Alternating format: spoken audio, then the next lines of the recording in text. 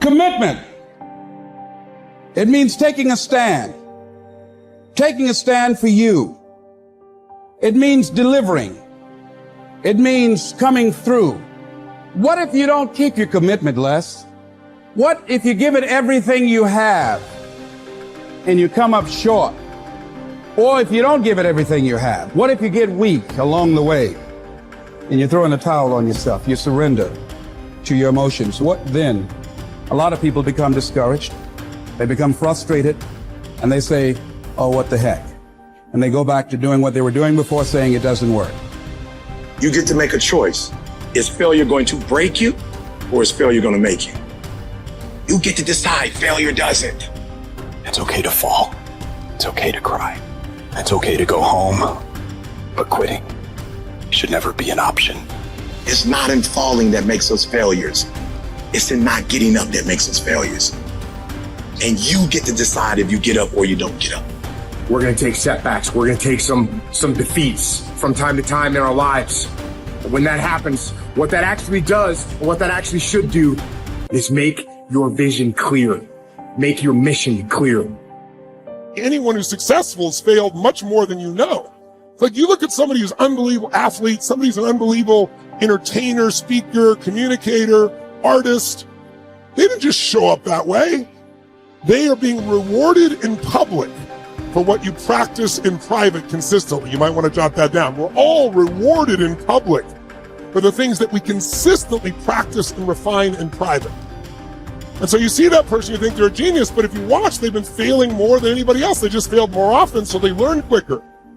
You got to tell yourself, despite the circumstances, the situations, you have to tell yourself that I'm not going anywhere until I get to go. Until I make my dreams become a reality, I'm not quitting. I don't care how much money I have to invest. I don't care how much time I have to invest. I'm going to continue to do this until I become successful. You can pretend that you care, but you can't pretend that you're there. The only way you can be there is to show up. And what I'm asking you to do for me, you will never be a failure if you show up every single day. Every single day when I come, I show up and I let failure know. Failure is not an option. You can't even let it sink into your brain, not even a second. You have to know that this thing is going to work. Come hell or high water, whatever it is that I set out to do, it may not happen in 6 months, it may not happen in a year, it may not happen in 2 years, but at some point, my dream is going to become a reality. I can accept failure. Everyone fails at some point, but I cannot accept not trying. When you've tried your best, when you've given 120%, you should never feel bad. You pick yourself up, you look at it from another perspective, you come up with another solution, and you go at it again. You're a problem solver. You're not soft. You're not weak. You don't quit. You don't surrender. You fall 7 times, you get up 8.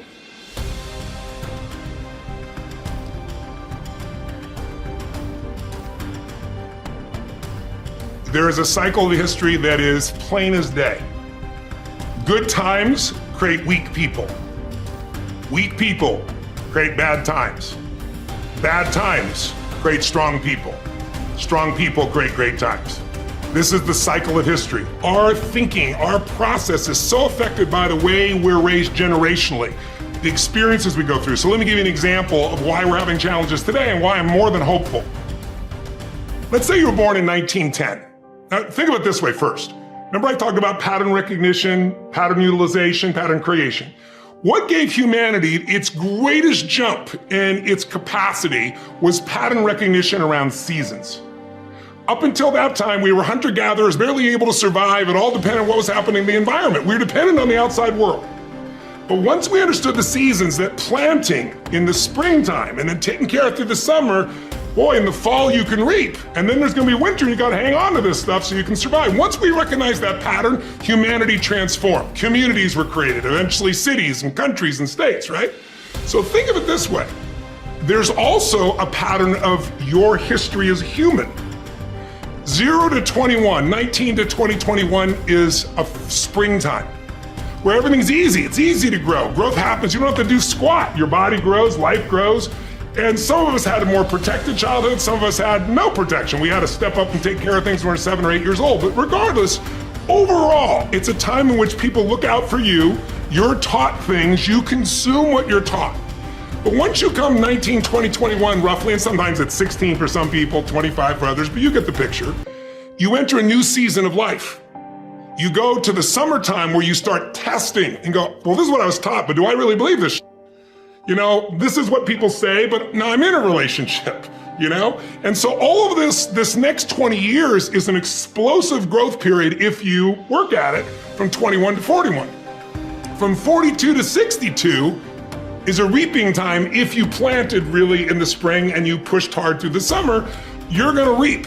Now, if you didn't plant in the springtime, you're gonna weep in this season. You know, you're gonna be like, I don't have any money, I don't have any time, I don't know what to do, where am I going?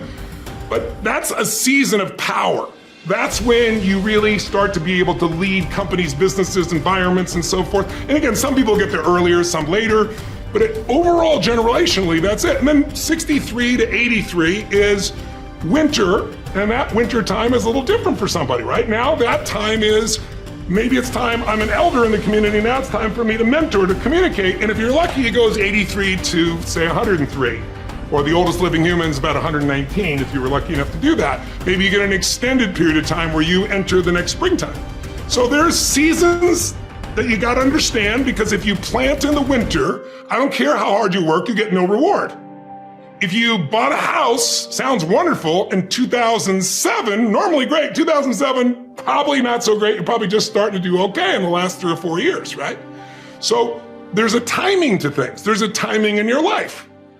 There's also timing in history. So imagine you're born in 1910. When would you come of age? 19 years old, 1929.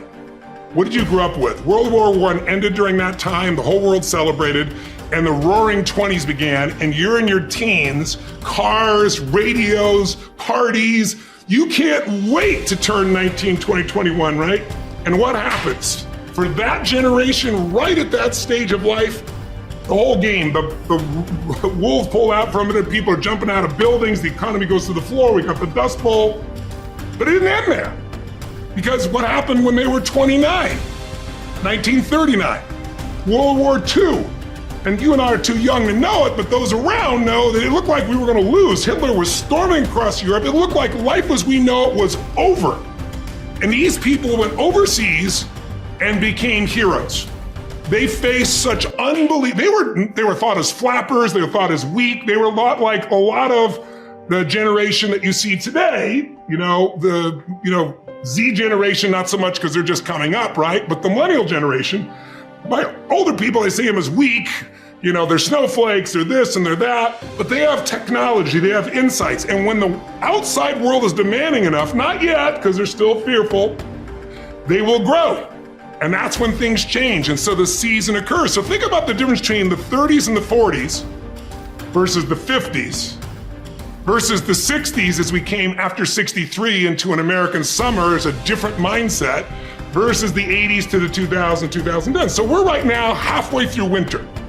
We're in another winter. It starts financially. Now it's gone to health, but we're far from it. It's going to be war. And it might be cyber war, it might be full-on war, but there's zero question that China and the US are on a collision course that's going to shape the direction of humanity. And so the people that right now are alive today are gonna have to grow in that environment. I really think we're at a season where there's gonna be a whole new level of growth. And what I just want to do is be one of the many sources that can give people perspective, because here's the problem. A year ago, people thought we were coming out of, we got vaccines now, and we're coming out of COVID, and it's going to be all over now, and people are excited.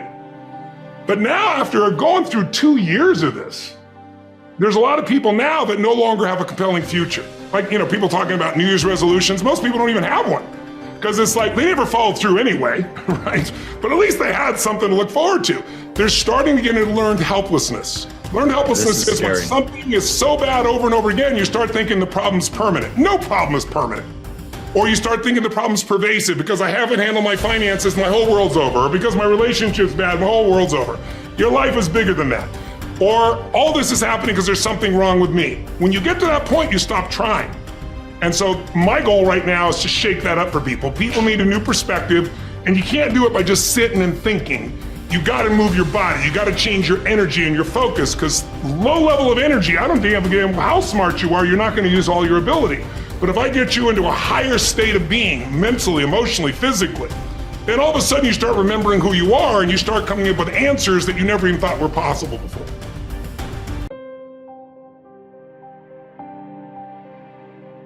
You will hear many people saying, "When I am 50, I shall retire into leisure. When I am 60, I shall give up public duties." And what guarantee do you have of a longer life? Who will allow your course to proceed as you arrange it?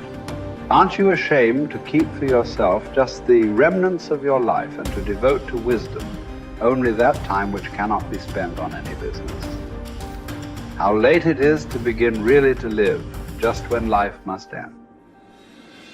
Stop letting yourself be distracted. That is not allowed. Instead, as if you were dying right now. Stop allowing your mind to be a slave, to be jerked about by selfish impulses, to kick against fate and the present, and to mistrust the future. In your actions, don't procrastinate. In your conversations, don't confuse.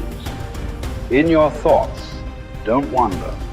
In your soul, don't be passive or aggressive. In your life, don't be all about business. It is essential for you to remember that the attention you give to any action should be in due proportion to its worth, for then you won't tire and give up if you aren't busying yourself with lesser things beyond what should be allowed. Putting things off is the biggest waste of life. It snatches away each day as it comes and denies us the present by promising the future. The greatest obstacle to living is expectancy, which hangs upon tomorrow and loses today. You are arranging what lies in fortune's control and abandoning what lies in yours. What are you looking at? To what goal are you straining? The whole future lies in uncertainty. Live immediately. The best livelihood, particularly for the strong, is earning a living from the soil, whether you own your land or not. Many can support their families by farming land owned by the state or private landowners. Some even get rich through hard work with their own hands. The earth repays those who cultivate her, both justly and well, multiplying what she received, endowing in abundance all the necessities of life to anyone willing to work, and all this without violating your dignity or self-respect. Generally speaking, if you devote yourself to the life of philosophy whilst tilling the land at the same time, I couldn't compare it to any other way of life, nor would I prefer any other livelihood. It is living more in accord with nature, drawing your sustenance directly from the earth, the nurse and mother of us all, rather than from another source.